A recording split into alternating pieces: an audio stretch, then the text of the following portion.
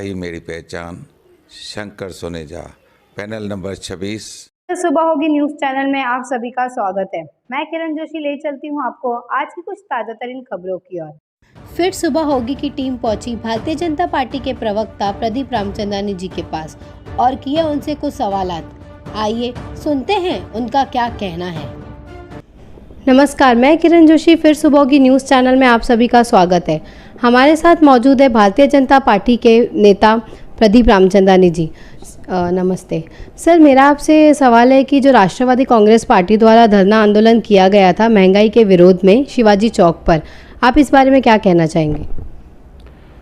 देखिए, ये जो धरना था उसमें मात्र संख्या मेरे हिसाब से बहुत कम थी, जिसमें जिला अध्यक्ष पंचम कालानी नहीं दिखाई दी, ओमी कालानी दिखाई नहीं दिए, मात्र 4, 5, 6, 7, 8, 10 लोग जो थे वो दिखाई दिए। मेरे हिसाब से धरना करने के लिए धरना किया गया था, ठीक है, किया तो किया, लेकिन धरना करने के पीछे जो महंगाई का इनका मुद्दा था, तो महंगाई तो पूरे अंतर्राष्ट्रीय स्तर पर महंगाई से पूरा विश्व त्रस्त है।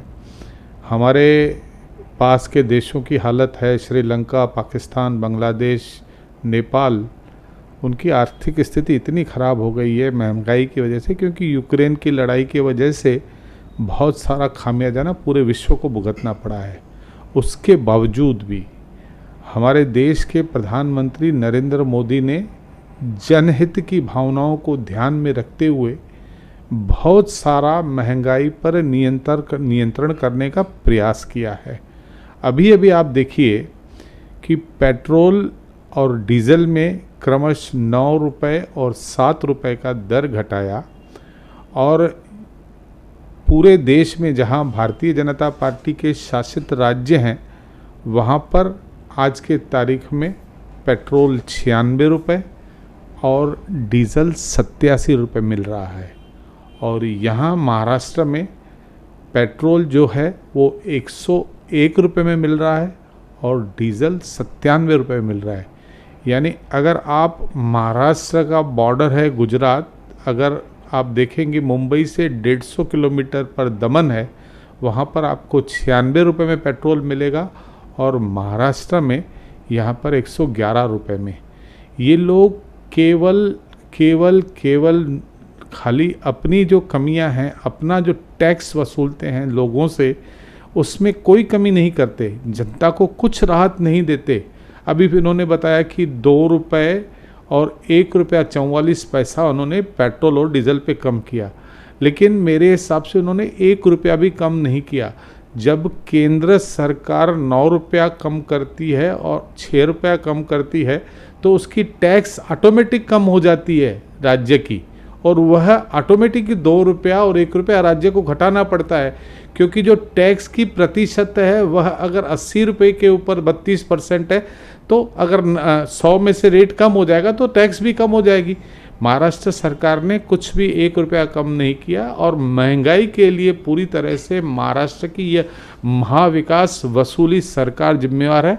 और ये इस तरह के झूठे जो आंदोलन कर रहे हैं, इसका प्रभाव जनता के ऊपर नहीं होगा। मोदी की बड़ी लोकप्रियता है, उसने कई जनहित कार्य किए हैं, कई वर्ष 2 सालों से, पिछले 2 सालों से अन्नदान 80 करोड़ लोगों को मुफ्त अनाज दे रहे हैं।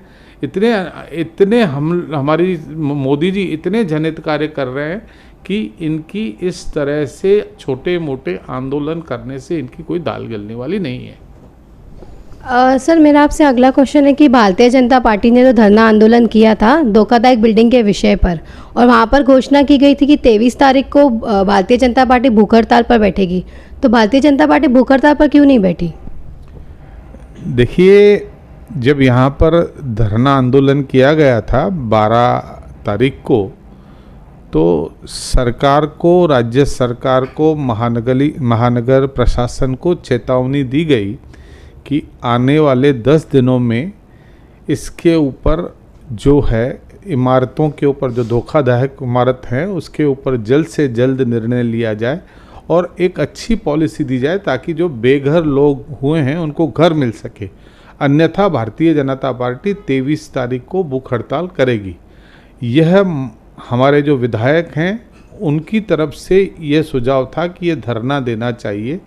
हो सकता है कि विधायक को एक आश्वासन मिला हो, उसकी जानकारी मुझे नहीं है, या सरकार हरकत में आई हो, इसीलिए शायद ये भूख हड़ताल का कार्यक्रम नहीं हुआ है।